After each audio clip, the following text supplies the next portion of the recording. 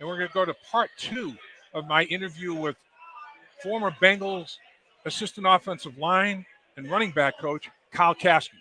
That was going to be my next question, trade.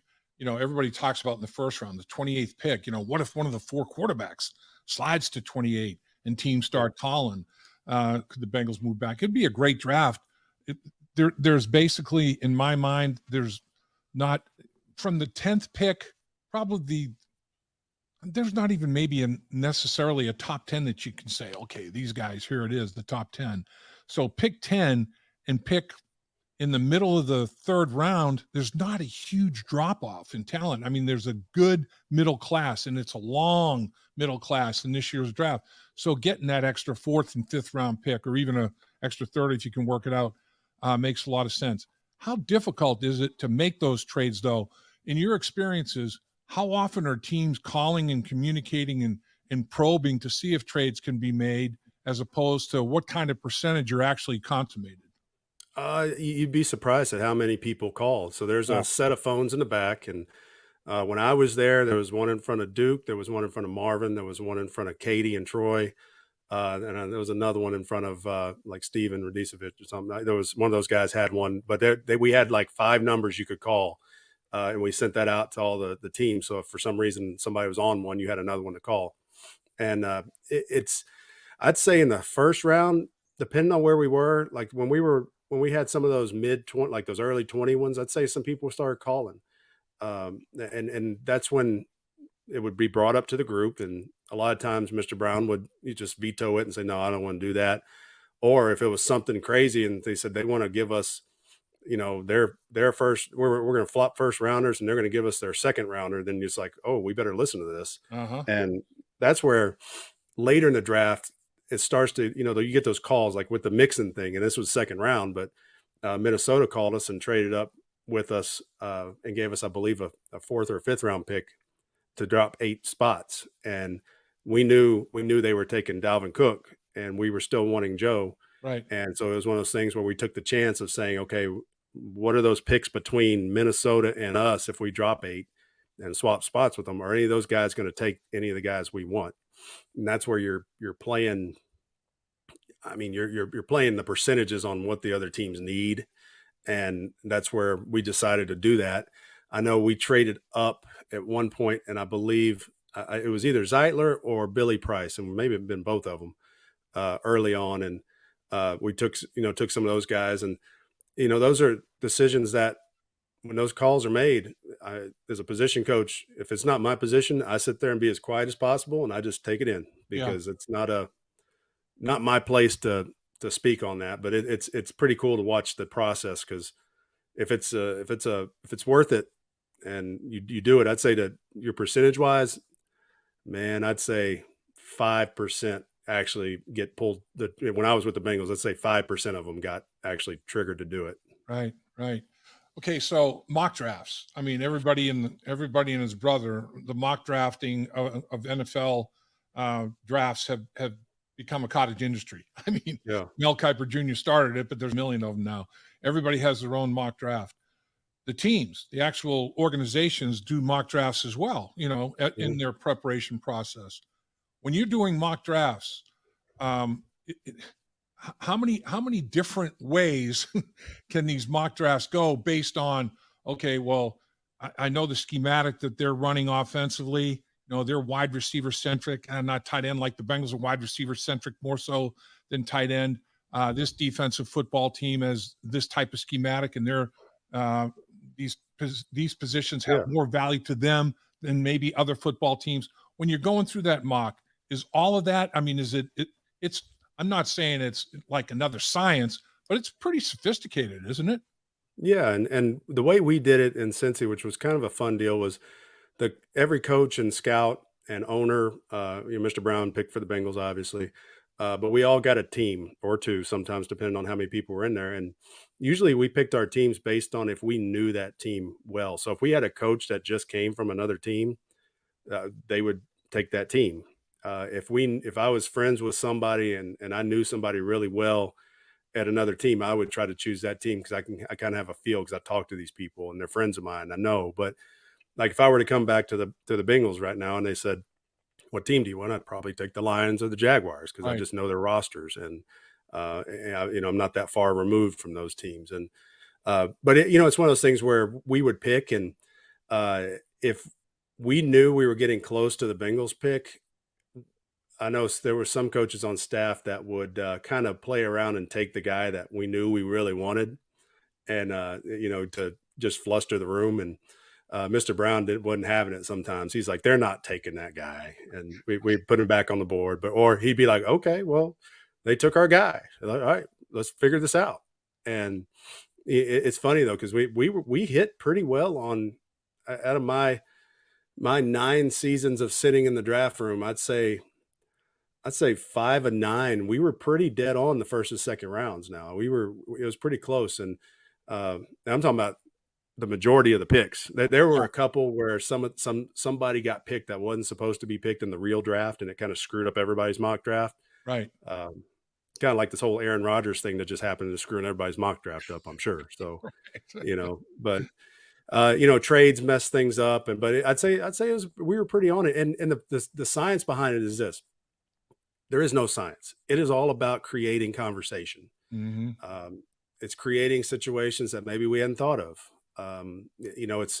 It's having somebody getting taken somewhere that you didn't think they were gonna get taken, or maybe there were, like I said before, there's somebody that was higher on our list that's just still there. Do we want that guy? Do we want that guy over this guy? Do we want Tyler Eifert over an offensive lineman or whatever the case is? And it just creates conversation. So, how big a plus is it that there's continuity and consistency in the coaching staff? Zach's had the same coordinators and predominantly position coaches for a good part of his tenure. I mean, all the coordinators, and including assistant head coach and special teams coordinator Darren Simmons, offensive and defense coordinator, they've all been together, and a good part of the assistant coaches have as well, as I mentioned. Scouts, there's continuity there. How big a plus is that, do you think? It's a huge plus, and you hit something I guess I should have hit on earlier when I was talking about the later part of the draft.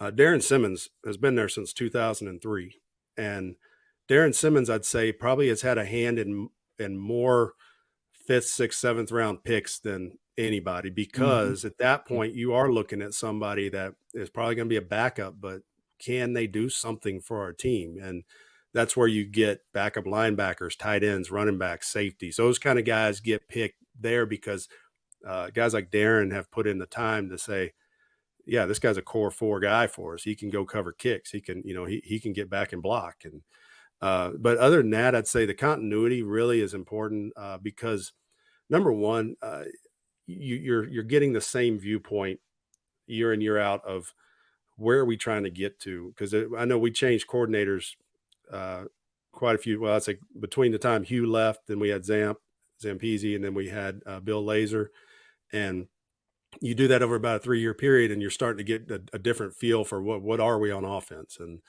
same thing on defense. If you change guys too often, you start thinking, what are we on defense? But in all reality, I mean, the continuity is good because it you're working with the same people, you've got the same flow with them, but you got to make sure you keep it on edge too, because I think sometimes if you're around people for so long, you start getting too comfortable. And I think they've done a good job because I watched Lou Anarumo's defense, and from what he started as in 2019, I believe, is when they came in. I mean, they're a different dynamic now, and they're growing. Right. And offensively, I mean, obviously, you got the best quarterback in the league, in my opinion.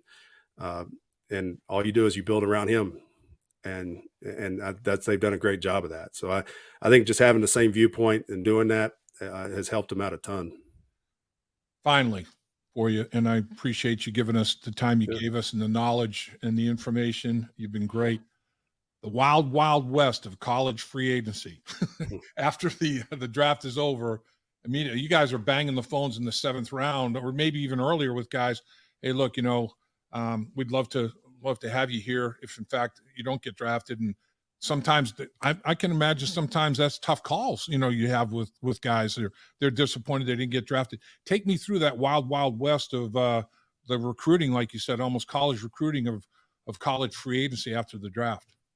Yeah, I think number one, you kind of hit it on the head just then, is that's a call they don't want to hear. Yeah. And there's certain guys you can make that call to and certain agents you can make that call to, and they understand. And you can probably make that call before the draft with some of the guys. If you just go, hey, listen, if you don't get picked, we'd like to have you here. Right. I hope you get picked. I just don't see us picking you in this certain position or whatever in this draft. And there's certain drafts that I knew we were getting one running back, and it was probably going to be an early guy like Joe Mixon. And then it's like, I know I'm not picking another one probably. And then, that's why I tell people we're picking one in the first or second round, and I'll talk to you afterwards. But I think the biggest thing is when you get on the phone with these guys, and it depends on who their agent is. A lot of times, if you get agents that because over time you start to get to know these agents, Sure. and they become, people that you trust or you don't trust. And same with like me to them. They trust me or they don't trust me. And I mean, sometimes it's not my fault that they don't trust me. I'd say, hey, we're trying to sign your guy. And then all of a sudden we sign somebody else today. I'm sorry, man. And then they get mad. But right. Sometimes though, there's these signing bonuses, and there's a number, and I don't even know what the number is this year. It used to be around 75,000, and you could break that up between all of your college free agent signees for signing bonuses. You could give it all to one guy, or you could give, 5,000 out to whatever. And these agents start asking, well, the Cowboys are giving us 15,000 and you're only giving us 5. Okay. Well, the Cowboys also have a stable of running backs that aren't going anywhere. I'm just using this as an example. We have a shot that this kid makes the team. He's going to make the rookie minimum of 450 or 500 or whatever it is now. And do you want that extra 10,000, or do you want that extra, 500,000 when it's all said and done? Yeah. And that's where I tried to explain to the players is, listen, you have a legit shot at making this team. Like I'll use a guy, Quentin Flowers, that we got from South Florida one year. He was a quarterback in South Florida, but we signed him as a running back. And he had talents that I knew could translate to running back. Mm-hmm. And that's what I kept trying to tell him. You're probably not, you have a better shot at making our practice squad or our team as a running back than you do as a quarterback. And I just had to have that honest conversation with him at the time. And not that he wasn't a good quarterback, but he was a better runner. You put him at running back on South Florida's team, and he was the best running back on the team. And there was 2 guys that got drafted off that team. So point being is you have to have those conversations with those guys and explain to them. And a lot of times when you land a guy like James Wilder Jr. that we had for a couple of years, Terrell Watson, you get guys like that, Trey Carson. Those are really, really good running backs that we got to come in because they trusted us that, listen, you come in and work, you'll make the team at some point, and they all did. Dave Lapham here, and every day I am grateful for my experience to have played professional football.